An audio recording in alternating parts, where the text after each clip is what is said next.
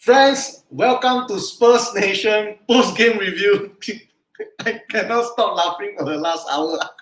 So, at Old Trafford, Manchester United 1, Tottenham Hotspur 6. So, with us right now, as usual, our panel. First, we have with us all the way from Sengkang. He is Mr. Sweet 16, Daryl Spikeman. Good morning, Boon. Good morning. Wow. Good morning. Go. Let's talk about the starting lineup. When you saw the starting lineup, Sonny was playing. What was your reaction when Sonny was playing? Bro, I was shocked. I mean, do you think Jose has just been keeping him fresh just for this game or not? And then rotating the other players? I thought he was out. I also think it's out. I took him out of my fantasy football, you know. So, and you see this guy is supposed to be injured.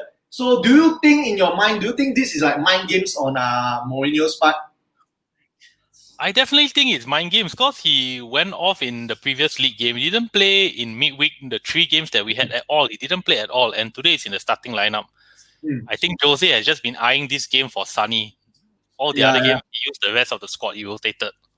Yeah. All right. Next, before we get back to you, the man with the plan all the way from the east coast of Singapore, we have Mr. Annan Karim. Annan, how are you?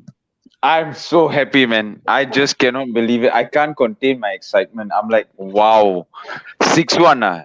Brilliant. I would take that any day, man. Any day. At Old Trafford, someone, woof. My goodness. Hey, tell me how now. I know you are surrounded by United fans giving you all the rubbish. What is it? What are you gonna tell them now? 6-1 Come on, you Spurs. 6-1. Boom. End of story. Thank you very much. Once again, joining us to make up the Fantastic Four, he's the OG himself. He's Shah F2. Shah. What's up, Footsy? All right, I love your new kit. That's the new training kit, right? Thank you. Okay, Shah. Before we get into the game proper, I want to ask you this. One of the main talking points today was the red card to Martial. And you saw cheeky little Eric Lamela. Yeah. Do you think that is a red card for Lamela as well? I'm not going to be biased, but I think if Martial got it, then I think it will be only fair that Lamela got it also. But here's the thing: I think he reacted after Martial did it, and then despite the camera seeing his angle that he shoved actually Lamela, he shoved Martial.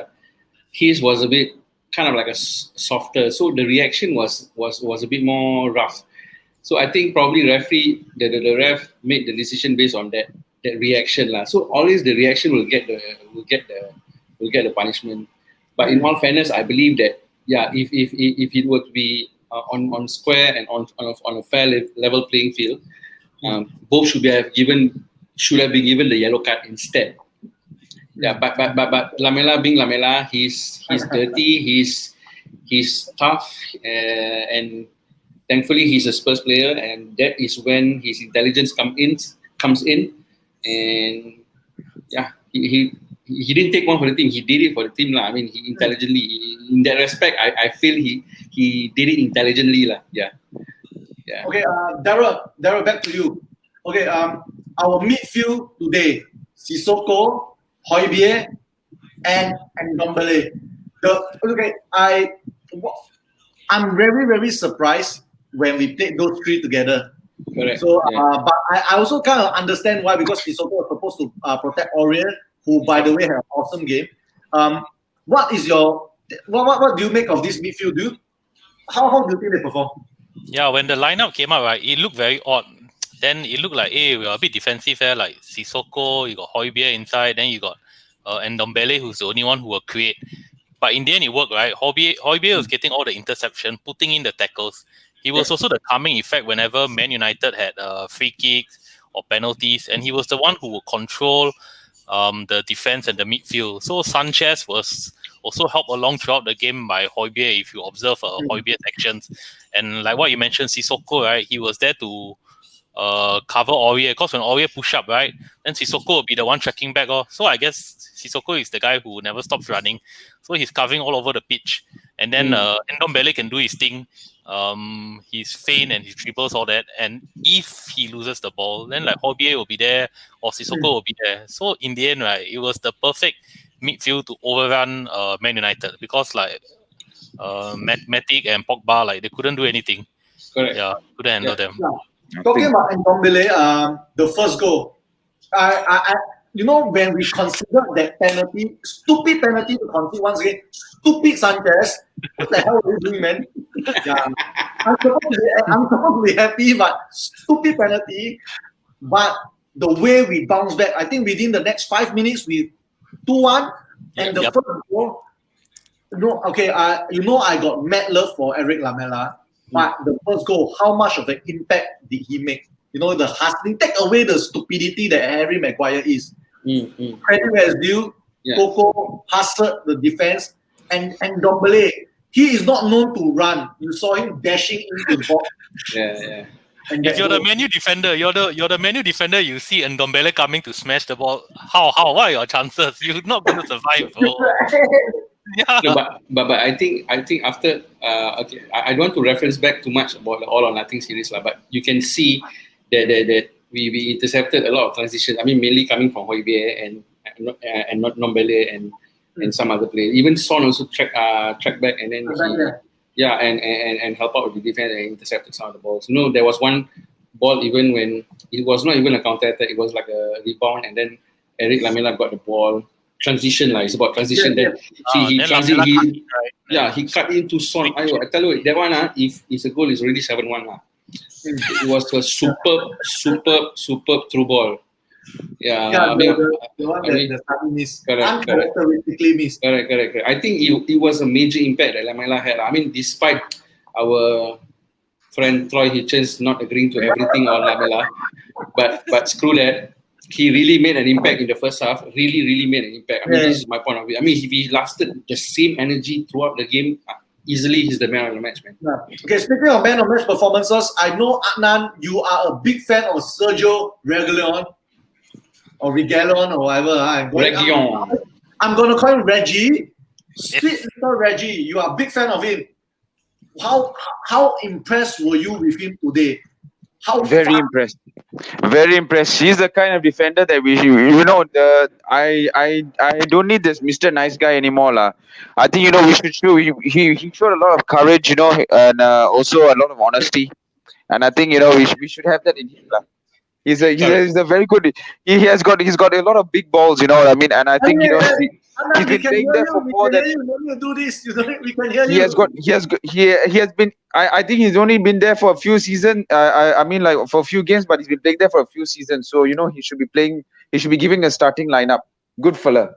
I think we also should look at more of a better centre back than that Skirina lah. Who needs Skirina lah? Forget him lah. Useless fella. Useless bugger. Useless bugger. Useless bugger. Almost like okay, don't digress. Okay. 2 weeks break after this. How important is this for morale? Going into an international break, we all know that it's very important. If this is a loss, probably they're like, we lost. But how important do you think this is, Darren? But now it's a bit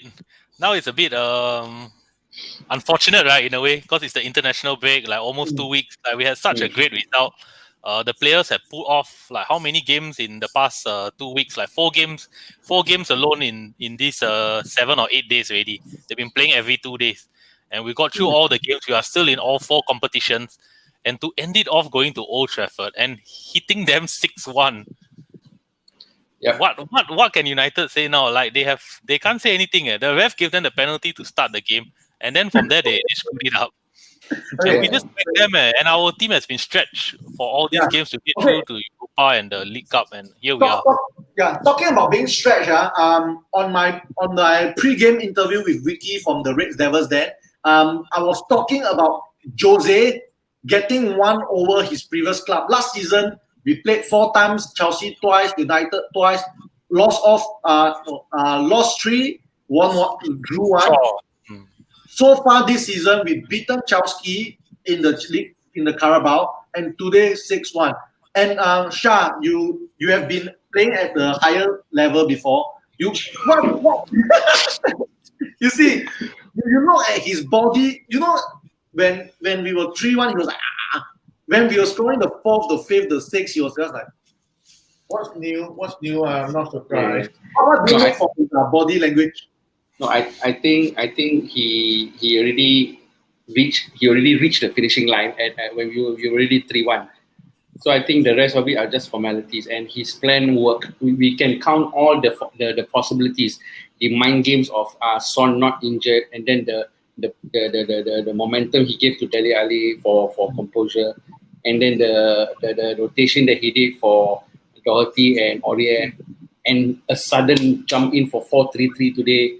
I thought that was a brilliant surprise, playing two centre defense midfield, and then banging it up with a 6-1 win despite the red card. I think it is, call it what you want, but I call it a Jose's masterclass. Okay. Before we get down to man of the match, is Annan once again back to you.